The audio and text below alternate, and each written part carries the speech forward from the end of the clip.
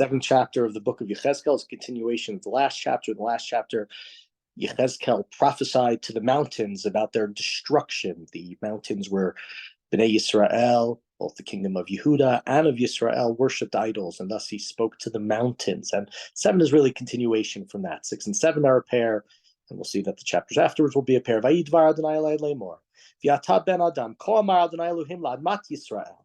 This is what God says to the land of Israel. Kates ba hakates al arba kanfot haaretz. Kates here, it's translated, at least in my translation, is doom. Doom is coming upon the four corners of the land. We know that the word kates also means the end.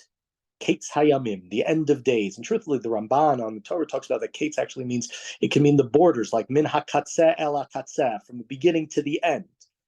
So for Admat Yisrael, the end is coming. The destruction, the doom is coming. And of course, when you hear the words arba kanfot haaretz, we of course don't think of the destruction, but we think of the kibbutz goliot. So instead of kibbutz, we have kates. And look at the words kates ba. It has the kuf, the bet, the tzadi. So at least to me, I don't know if it's full-fledged, it's not gematria, but alliteration there and the way the wording is using, it's like it's a reversal of the idea of Bnei Yisrael returning to Israel. So at least to me, it's a interesting usage of words there. And that word kates is going to keep coming up. Ata hakates alayich v'shalachti api bach v'shavticha kedarkayich v'natati alayich et kol toavetayich. So right, doom, or the end is upon, and I will let loose my anger upon you, upon your judges, right?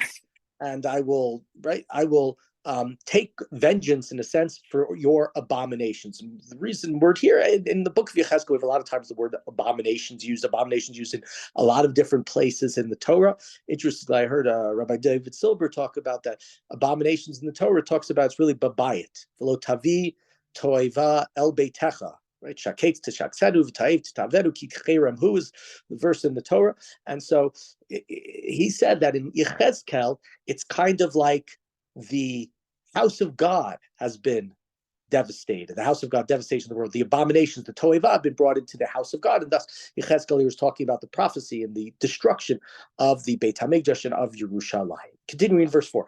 V'lo tachos eini alayich, v'lo echmol,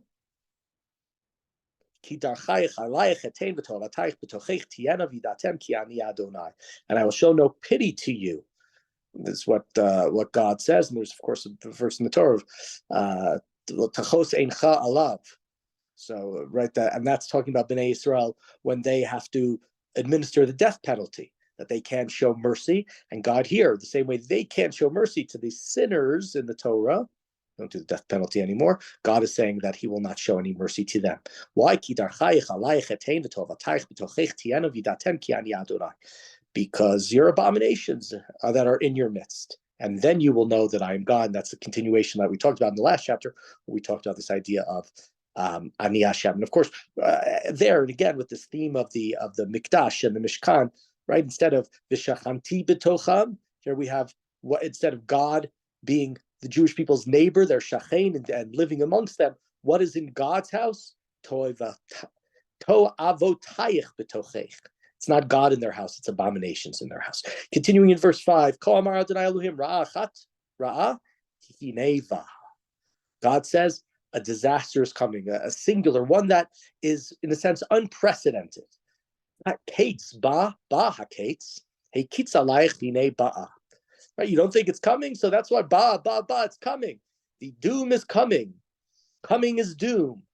The doom is upon us. It's right here. Right? You didn't get it the first time. You didn't get it the second time. You didn't get it the third time, over and over again. And this is a more poetic chapter than many of the other chapters. There's always great, sort of a painting of pictures and descriptions by Yechezkel. But this is a chapter that really has a lot of more poetic here. Like we talked about the Kates Ba, the Kibbutz Goliot, and here the Kates Ba again. So God is coming. Ba'a hasfira elecha yoshev haaretz. So here the translation is the cycle has come around for you. I don't remember which commentary, but I think I saw it in the old Simsino, which is such a great work on Tanakh, where it said Sfira like Tzafra in the Gemara, for morning. The morning is coming for you. right? You think the morning, the light is coming from you. No, no, no, no. It's not that the morning and the light is coming for you. It's, in a sense, just the opposite. It's at the beginning you're going to see the destruction. Those who inhabit the land, the day is near. There is panic on the mountains, not joy, right? You would think that when morning comes, light, joy, you can see, it's not dark. That's not what's happening now.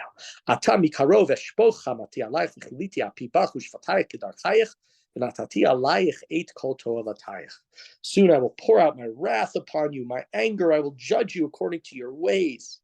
And I will, right? I will, in a sense, it's hard to just explain the last few words in this verse. And I will place upon you for all of your abominations. Meaning, like the Bnei Israel, because of all their abominations, those were ways in which they let down God, and God can be vengeful to them. God, right? We didn't listen to you, so now God can not listen to us and to His covenant of protecting us. So exactly what those words mean is difficult to understand, but that's at least one interpretation that I received. Continue verse 9, pasuk 10. Again, the same thing. I'm not going to show any mercy. So the same verse that was earlier, why do we have the same verse again? So it's probably because this is a second prophecy. This is not necessarily the same prophecy. Maybe they were put together. But verse 9, the only difference is that God says, at the end is, and you will know it was I, God, who punished you. That word makeh, the rest of the verse is like a few verses earlier, and thus, not surprisingly, verse 10, Yomi right? The day is coming. The ending is coming. The morning, or if we get Sfirah, that first light is coming. And here we have the rod has blossomed. And we think the rod blossoming, you think of that's not the exact same word. We talk about Geza Yishai. We talk about the branch of Yishai, the descendants of David, the future Messiah. We talk about the rod that is the tzitz. So after the plague in the book of Bamidbar, when Aaron used his staff because he was challenged, and he put his staff, and then the other staffs were there, and his was the only staff that blossomed. And so there was a sign, the blossoming was a sign of God's relationship with Aaron and the Kohanim.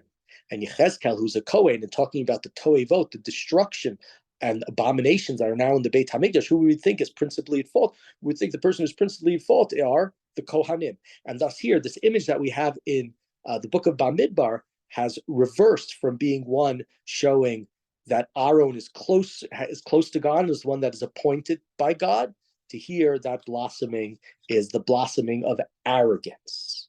Hechamas kam l'mateh resha.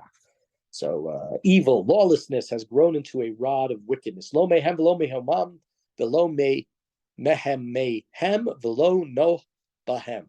Nothing comes of them, not from their abundance, not from their wealth, not from their preeminence amongst them, right? You think that these people are helping you, but they're wicked, and nothing good comes from their wickedness. Ba ha'et, the time has come. Higia hayom, the day has arrived. Hakoneh al yismach. The buyer, let the buyer not rejoice. Va'amocher al yitabal, and the seller shouldn't mourn. Ki charon el kol hamona, because God's wrath is going to be to everybody. It doesn't matter what position you're in. You're the buyer, you're the seller. It doesn't matter, right? Whether it's talking about sort of fields there, and if you sell your field in your ancestral land, it doesn't matter what you are, who you are, what position you're in. Destruction is coming to everybody and everyone. Doesn't mean if you're at the top of the food chain or you are on the bottom.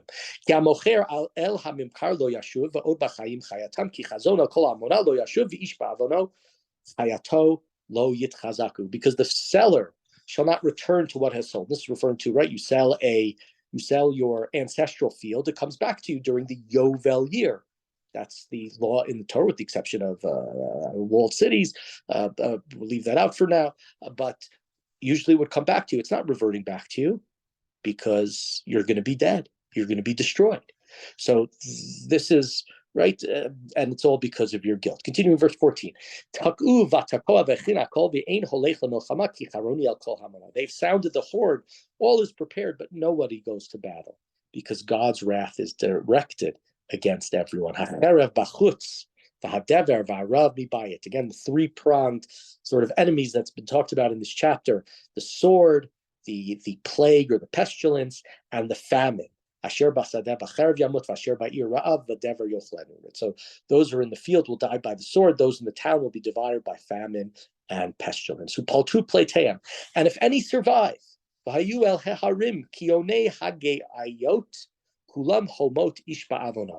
if any survive and they go to the mountains, they will be like doves of the valley, moaning, crying together, everyone for their own iniquity. So this is they're survivors, and they have been destroyed, and they're all crying out. Kol hayadayim tirpena, all of the hands have grown weak. V'chol birkayim telachna mayim, and all the knees will turn to water. Right, everybody's going to melt.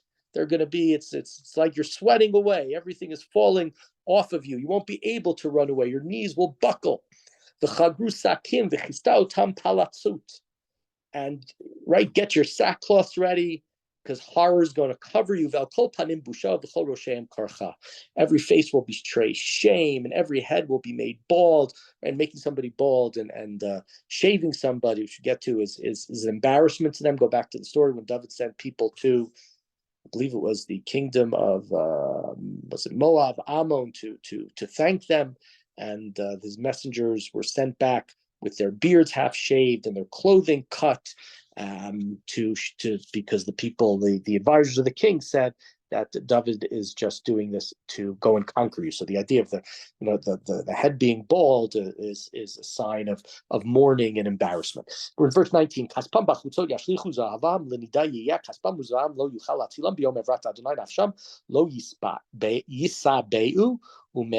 Ehem lo yimla'u ki mechshol avonam haya. Doesn't matter how rich you were in Germany in 1939. It doesn't matter.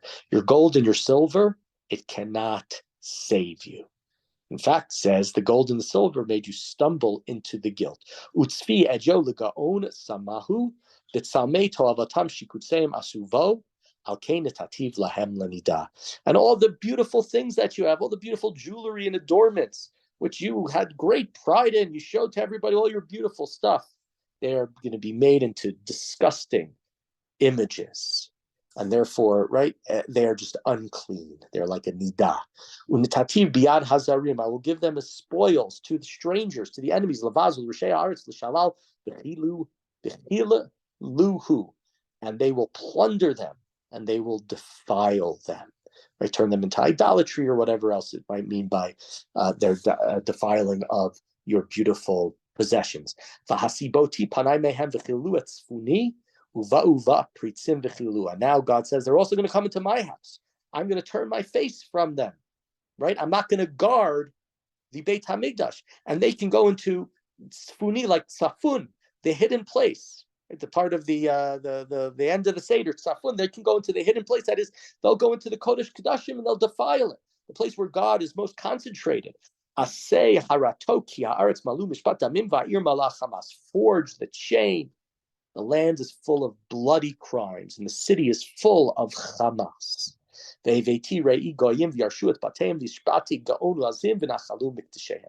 bring the worst of these nations to take possession of their houses.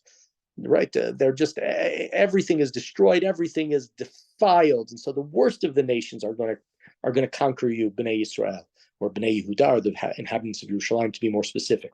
Kifada ba uvikshu shalom va'ayin. Horror comes, and they look for safety. They look for a place of shalom, but it doesn't exist. There's no place for them to run to, something that we, unfortunately, know about from the news not too long ago.